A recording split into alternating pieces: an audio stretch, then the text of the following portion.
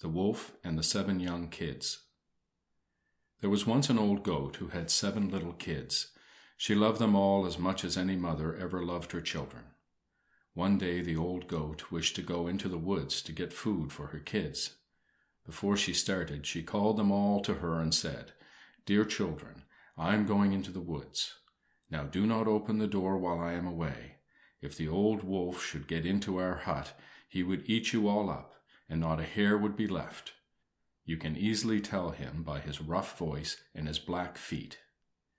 "Dear mother," cried all the young kids, "we will be very careful not to let the old wolf in. You need not think of us at all, for we shall be quite safe." So the old goat went on her way into the dark woods. She had not been gone long when there came a loud rap at the door, and a voice cried, "Open the door, my dear children. I have something here for each of you." But the young kids knew by the rough voice that this was the old wolf, so one of them said, "We shall not open the door. Our mother's voice is soft and gentle. Your voice is rough. You are a wolf." The old wolf ran away to a shop where he ate a piece of white chalk to make his voice soft. Then he went back to the goat's hut and rapped at the door.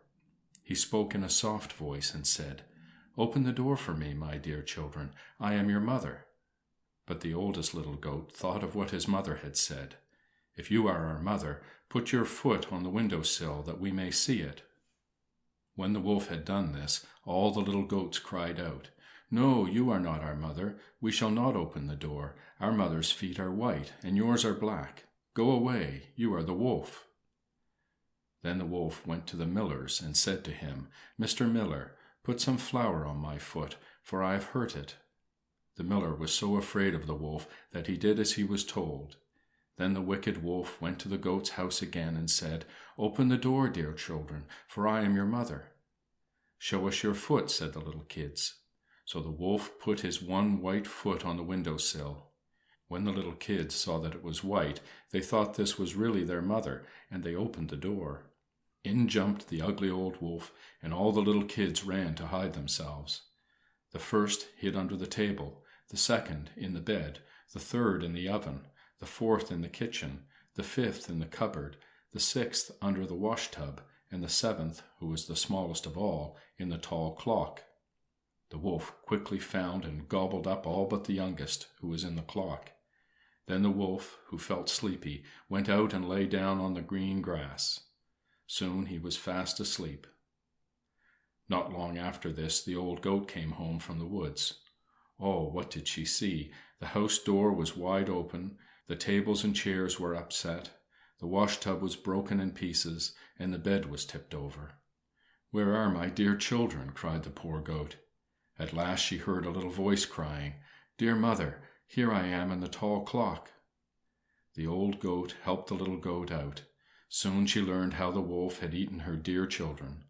Then she went out of the hut, and there on the grass lay the wolf, sound asleep. As the goat looked at the wicked old wolf, she thought she saw something jumping about inside him. "Ah," she said, "it may be that my poor children are still alive." So she sent the little kid into the house for a pair of scissors and a needle and some thread.